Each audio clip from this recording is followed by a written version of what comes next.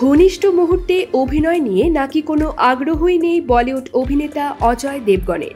সম্প্রতি এক সাক্ষাৎকারে এমনটাই দাবি করেছেন অভিনেত্রী টাবু। একাধিক ছবিতে জুটি বেঁধে অভিনয় করেছেন এই জুটি। আগামীতে অরো মে কাহা দাম থা নামে একটি ছবিতে একসঙ্গে কাজ করবেন তারা। সেই সিনেমায় কাজ করার আগেই অজয় নিয়ে বিস্ফোরক মন্তব্য অভিনেত্রীর।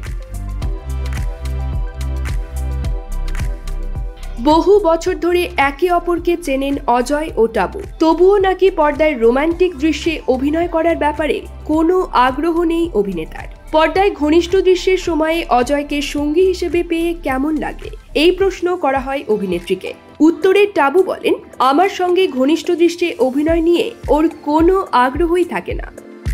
সেই সাক্ষাৎকারে অজয়ও উপস্থিত ছিলেন। তাকে এই প্রসঙ্গে প্রশ্ন করা হলে তিনিও জানান, রোমান্সের বিষয়ে তার কোনো আগ্রহ নেই।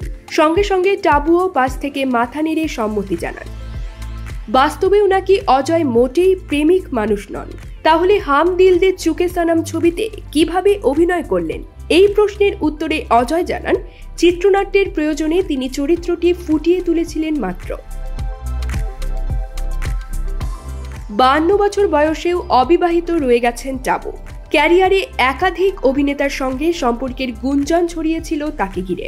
তবে 2017 সালে এক সাক্ষাৎকারে অভিনেত্রী রসিকতা করে বলেন, আমি অজয়ের জন্য এখনো সিঙ্গেল। আমার সঙ্গে যে পুরুষকেই কথা বলতে দেখা যেত তাকে মারার হুমকি দিয়ে রাখত অজয়।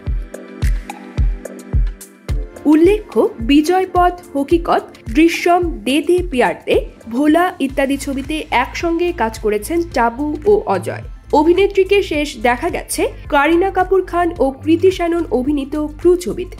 অন্যদিকে অজয়কে দেখা গেছে ময়দান ছবিতে। News desk, UKBD Times.